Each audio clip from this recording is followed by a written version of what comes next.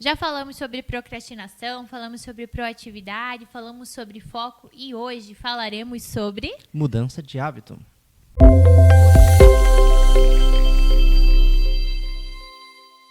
Então, como que a gente pode lidar para a gente mudar os nossos hábitos? O primeiro passo é a gente entender realmente o que é um hábito. Um hábito é um conjunto de atividades que são executadas com tanta frequência juntos que elas se tornam encadeadas. Lori, você tem um exemplo disso? Tenho sim. Então, eu tenho um hábito de que toda vez que eu acordo pela manhã, eu escovo os dentes 2 vezes. Isso pode parecer meio esquisito, mas para mim eu estou habituada a levantar, escovar o dente, tomar o café e depois escovar o dente novamente. E isso é um hábito meu, porque algumas pessoas optam por só escovar antes ou só escovar depois. E com isso, né, Diego, você pode, e que a gente estava conversando, no meu exemplo, você pode trazer teoria. Ah, legal. Essa é a parte interessante. Porque sempre que a gente pensa no hábito, as pessoas costumam focar muito no comportamento. Né? Elas querem, por exemplo, quero fazer exercício agora na quarentena, porque estou engordando, estou ganhando alguns pesos, e quero mudar esse hábito e incorporar esse hábito de fazer exercício. Qual que é o erro comum das pessoas? Primeiro, elas focam apenas no comportamento. E segundo, elas contam muito com a força de vontade. Então, o que acontece? As pessoas querem mudar, acontecem algumas coisas, elas se pesam, elas sentem que precisam emagrecer. Aí, o que elas fazem? Estabelecem um propósito. Vou emagrecer e, para isso, eu vou fazer 4 horas de exercício por dia. Nunca fez exercício na vida, mas vai fazer 4 horas de exercício por dia e vou emagrecer 28 quilos em uma semana. Isso é quase impossível, né, Diego? Primeiro que isso passa de uma recompensa positiva para uma punição. Porque se eu nunca fiz exercício e começo a fazer 4 horas de exercício por dia, primeiro que no outro dia eu vou estar extremamente doída, talvez vários dias. E é claro que eu não vou conseguir ser persistente. E a persistência é uma palavra que vai aparecer muitas vezes quando a gente está falando de mudança de hábito, né? E por que isso não dá certo?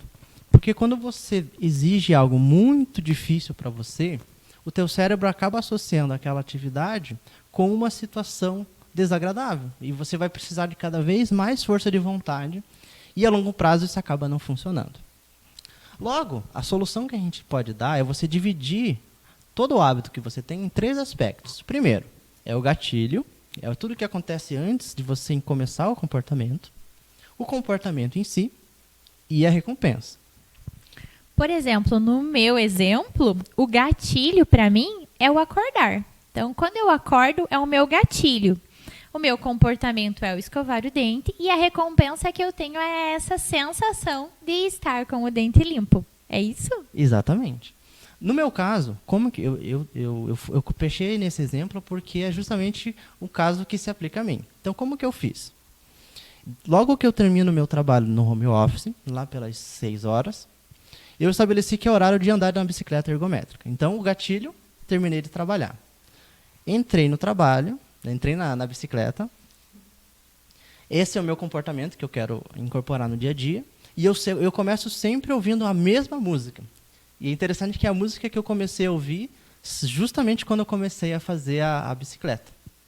Então, o que é interessante é que com a repetição, no começo você usa a força de vontade, você precisa persistir.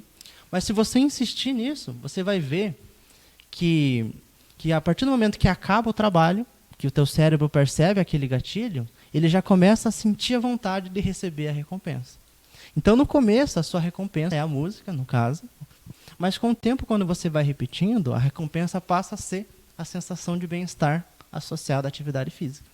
E como é importante a gente pensar nesses três exemplos e elementos, porque assim, gente, nós estamos falando de exemplos que são positivos. O meu escovar o dente e o Diego fazer o exercício dele.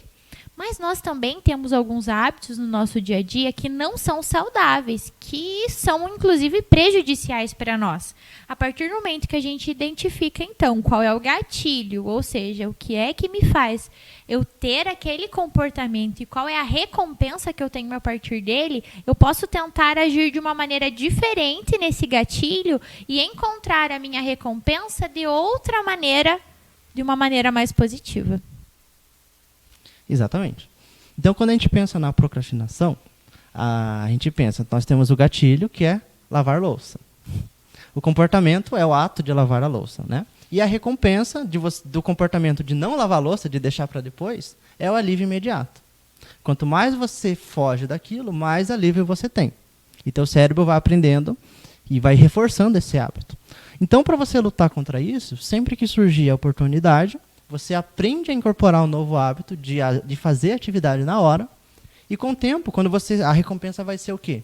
O sentimento de atividade cumprida. Vocês já ouviram essa frase, devagar e sempre? É mais ou menos o que a gente está querendo dizer para vocês. Comecem analisando, comecem pensando a respeito de seus hábitos. Depois, olhem para eles, tentem encaixar nesses 3 elementos que a gente fez e vão aos pouquinhos fazendo tentativas de mudança. Sejam persistentes, porque eu acredito em vocês, nós acreditamos em vocês e vocês podem sim mudar seus hábitos e assim viver melhor e viver mais feliz. Esse foi o 5º vídeo a respeito de curiosidades sobre o cérebro, mas nós ainda temos muito conteúdo aqui no Rio Mafra Mix. Então eu peço que vocês fiquem ligados no nosso Espaço Família, porque logo logo teremos mais vídeos e mais surpresas. Diego, mais uma vez, muito obrigada. Eu que agradeço.